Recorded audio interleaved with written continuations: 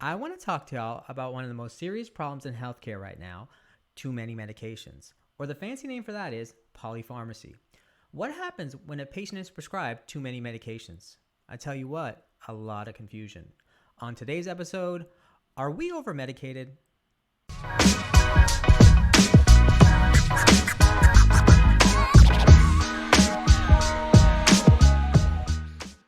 What's up, San Antonio and world? I'm Dr. Qasim Butt, and I'm a kidney doctor, and I'm here to break down health in a simple way. Now, do me a favor, hit that like, share, and subscribe button. It'll really help me out.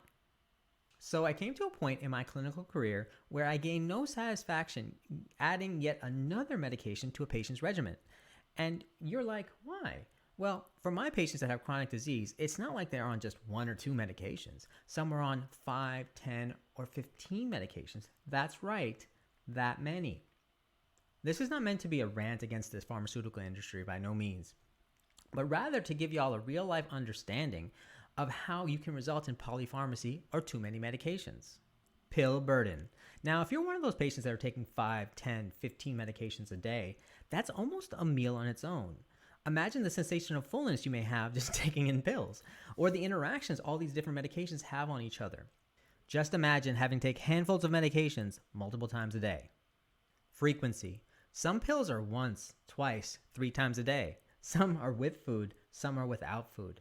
Now, if you're on multiple medications a day, imagine having to play that balance, trying to figure out which pill is twice a day, which pill is 3 times a day, which pill is once a day. Instructions. Now, believe it or not, even simple instructions on a bottle may be difficult for a lot of patients to interpret, depending on their age and educational status. For instance, if I were to tell you take 1 pill twice a day, how would you interpret that? Now, most of you would probably say take 1 pill in the morning, 1 pill at night. But to a lot of people, they may actually interpret it as taking 2 pills at the same time a day. Seen it happen myself. Multiple doctors. People with chronic diseases don't just have a primary care doctor.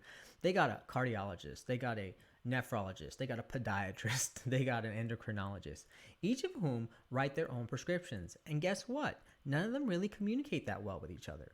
This can result in patients being on double or triple the same medications, and also mixing up the amount of milligrams of dosing they should be on. Post-hospital admission. The most difficult time for a patient and their meds is usually after they're admitted to a hospital.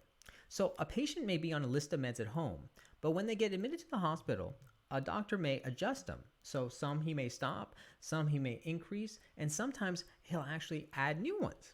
Now, when a patient is discharged from the hospital, they're given a list of new meds that they're supposed to take, called a medication reconciliation form. But at that point, the patient is left wondering, which medications do I take? The ones I have at home or the new ones they told me? Confusion. Now, with all these issues I brought up, it leads to one thing, confusion. Trying to balance all these medications at different times leads to the patients taking the wrong doses. It's estimated that compliance rates with medications are around 50%, meaning 50% of the time the patients are actually taking the doses correctly. Now, what I do to combat this is I tell my patients at every appointment, bring in their bottles. Yes, their physical bottles to every appointment so I can go over them. Because I don't trust lists, and I sure don't trust anyone's memory. If you found this video helpful, please like and share it. Oh, you got something to say? Please leave comments in the comment section below. And remember, it's your kidneys, your health.